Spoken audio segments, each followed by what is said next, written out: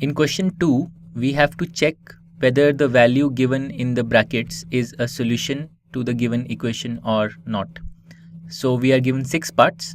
In each part we are given an equation. For example, in the first part the equation is n plus 5 equal to 19. We are given a value, for example n equal to 1 in the first part, and we have to check whether the given value is a solution of the given equation or not.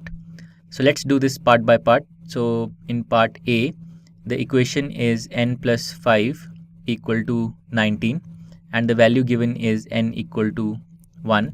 So if we substitute n equal to 1 into the equation, we get 1 plus 5 on the left hand side, and on the right hand side we get 19.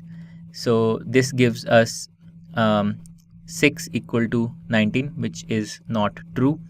So in part A, the given value does not satisfy the given equation.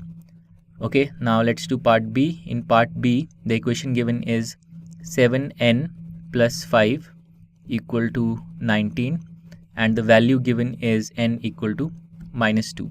So if we substitute n equal to minus 2, so we get 7 times minus 2 plus 5 equal to 19. Now what is this? So 7 into minus 2 is minus 14 plus 5 equal to 19. Now minus 14 plus 5 is equal to minus 9. So minus 9 equal to 19. This is what we obtain. This is clearly not true. So in the second part also, the given value does not satisfy the given equation. In part C, the given equation is 7n plus 5 equal to 19, the same as part B. The value given this time is n equal to 2. So if we substitute n equal to 2, we get 7 times 2 plus 5 equal to 19.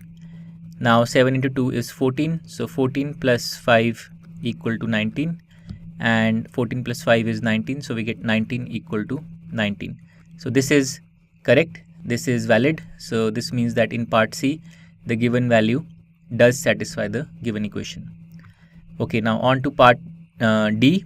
So in part D, the given equation is 4p minus 3 is equal to 13 and the value given is p equal to 1. So let's substitute p equal to 1. So we get 4 times 1 minus 3 equal to 13. 4 into 1 is 4. So 4 minus 3 equal to 13, and 4 minus 3 is 1. So we get 1 equal to 13. This is clearly not correct. So in part D, the given value does not satisfy the given equation. Now in part E, the equation given is 4p minus 3 equal to 13, same as part D, and the value given this time is p equal to minus 4.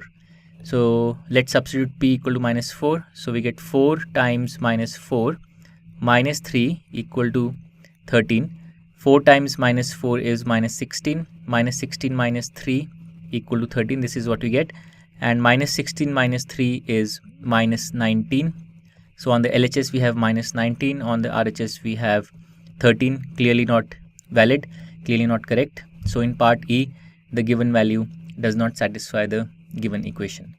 Finally, in part F, the given equation is 4p minus 3 equal to 13 and the value given this time is p equal to 0. So let's substitute p equal to 0. So we get 4 times 0 minus 3 equal to 13. So 4 times 0 is 0. 0 minus 3 equal to 13, and 0 minus 3 is minus 3. So minus 3 equal to 13 is what we get, which is not correct. And hence in part F also, the given value does not satisfy the given equation. So the answer to question 2 is that only in part C the given value satisfies the given equation, but in all other parts it does not do that. And with that, we have completed question 2. To learn more about how QMath can help you crack school and board exams, explore QMath Leap, a live online classroom program run by highly experienced and committed teachers.